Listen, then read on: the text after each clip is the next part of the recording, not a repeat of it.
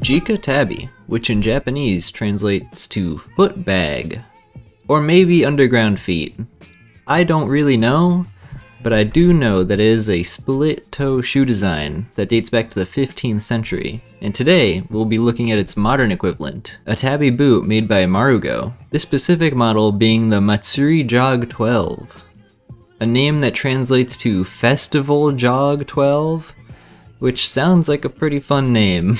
It also tells you that the boot is the tall version that is closed using 12 metal tabs instead of 6. These metal tabs lock into 4 different sizing strings. Now why did I get the 12 tab version? Honestly, because nobody really showed how this clasp system works and I didn't trust it at all. So I bought the one with the most clasps. Also, the cost per tab is way better than the 6 clasp version. And speaking of not trusting the metal tab clasping system, you can find tabi with zippers, velcro, and other things.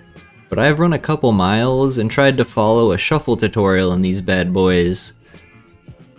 And at best, none of the clips fall out. At worst, the top 2 or 3 come loose, but that's also because the top of the boot is a little loose on my little boy calves, even on the tightest setting. But the whole rest of the boot is great. I bought these on Amazon through Marugo's store page, which as far as I know is the only way to get these without going to some Japanese website where you have to pay in yen. On the topic of ordering these online, the sizing is true to fit, at least for me. I just went with the centimeter size of my other shoes, and also just measuring the length of my foot, which is 27 centimeters, which is a US 8 for Converse, 9 for Vans, and 8.5 for Carolina boots. Also, these being considered a barefoot shoe, like all those tree huggers in the 2010s were wearing, they also are 0 drop, meaning the heel and the ball of your foot have the same almost non-existent sole under them, which is supposed to be good for your foot health instead of having a high heel and low ball. But if you want to know more about that, there are a few lengthy videos on why splitting your big toe from your smaller toe and having 0 drop is good for your foot health. おはようございます。今日は皆さんに旅の解説を親指とその他の4本の指、4指ね。ここで割って細くなるんですよ。細くなるんですよ、ふくらはぎ。で、しかも、細くなりながら、いいでしょ？疲れなくて細くなるなんてもう一石二鳥！足というのは、まあこういう、これ模型ね。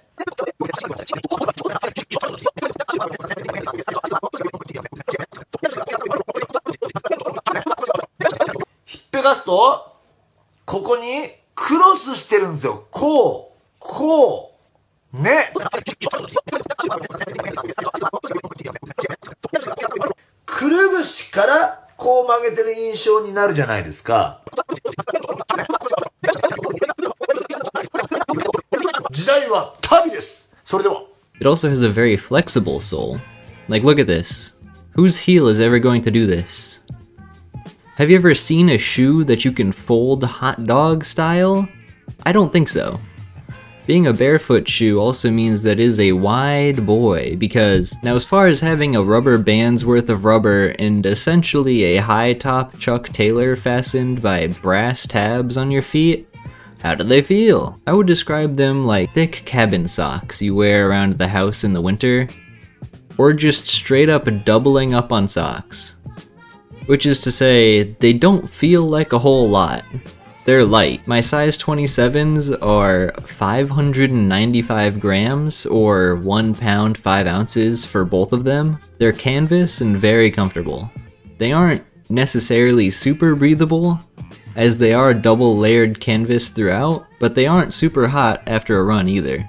As far as construction is concerned, these Matsuri Jogs have a slightly thicker sole than the other models, which is this neat wavy pattern on the bottom, where it also shows you what size the shoe is. The sole seems fused to the upper, not just glued like most other shoes. In the upper is at least 2 layers of double-stitched canvas, with some extra layers on high wear areas like the sides, the toes, the heels, along with some jungle boot style stitching over the top of the foot to address the fastening system, because every other video on these seems to not mention how to do it or show how fast it is to do. They just mention, oh, that's how you put them on, is with the metal tabs, and then they just never show you it.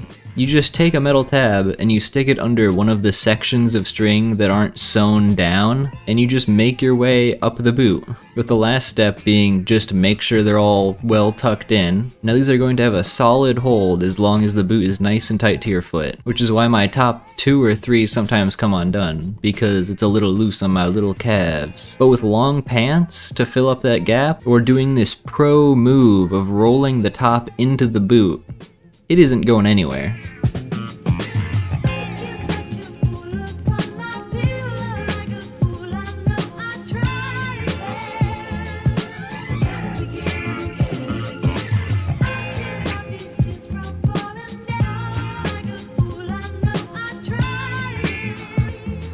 Now with a split toe shoe, you're going to need a split toe sock, and I couldn't find them in a physical store, or good quality ones with cool designs on Amazon, other than ones in kid sizes. So I got these from NaraSocks, which is a company based in Oregon that imports Japanese-made Tabi Socks to the US, and they come in a bunch of cool designs.